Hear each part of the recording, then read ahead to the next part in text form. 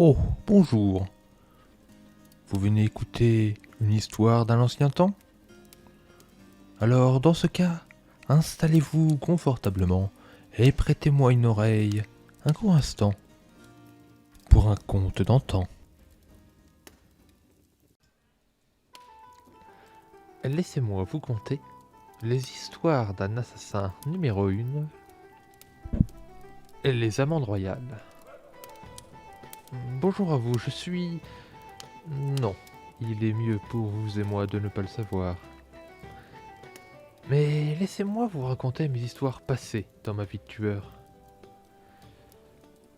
Alors que je n'étais qu'un novice fraîchement mis en autonomie, j'ai eu, à ma grande surprise, un contrat de grande valeur. Je devais tuer un seigneur de guerre afin de déstabiliser son armée et la démotiver. Il était encore à son château, rempli de gardes portant lame et armure, protégé, lui et sa famille, comme des bijoux. De plus, il avait une réputation de combattant légendaire et toujours à l'affût. Bref, autant dire que le coup classique de la lame sous la gorge était à ne pas tenter.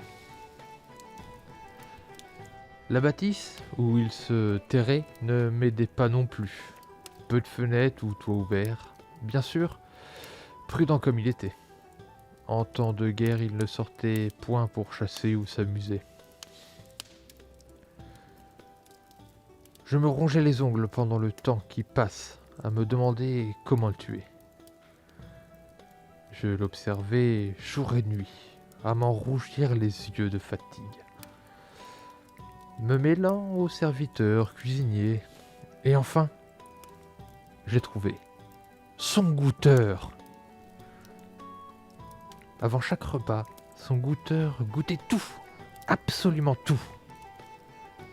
Sauf une chose, des amandes grillées et caramélisées. Délicieux, fin et délicat, mais aussi très cher, à tel point que seul le roi lui en envoyait, et que seul le cuisinier chef pouvait sentir et non pas goûter. À cette époque, le cyanure était peu connu, trop cher et rare, mais pas pour moi. Je me suis alors ruiné, un tout pour le tout. Si j'avais su. Je me fis passer pour un larbin de cuisine le matin et alors de la réception des amandes, j'ai eu la chance de pouvoir les décortiquer au couteau, une à une. Je les piquais avec la pointe d'une lame fine que je saupoudrais nez et bouche fermée par peur de me tuer moi-même. Le chef m'en fit même le compliment. Ah, en voilà un qui fait son boulot avec précision, en me tapant sur l'épaule. J'avais la mâchoire si serrée que j'en avais mal aux joues et aux dents.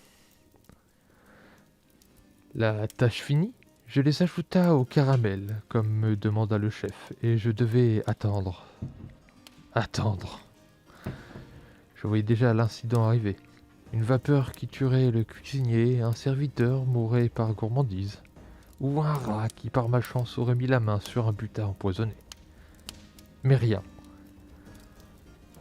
Je partis me changer et regarder au loin mon œuvre. Mais rien. Midi passa et les couverts furent retirés.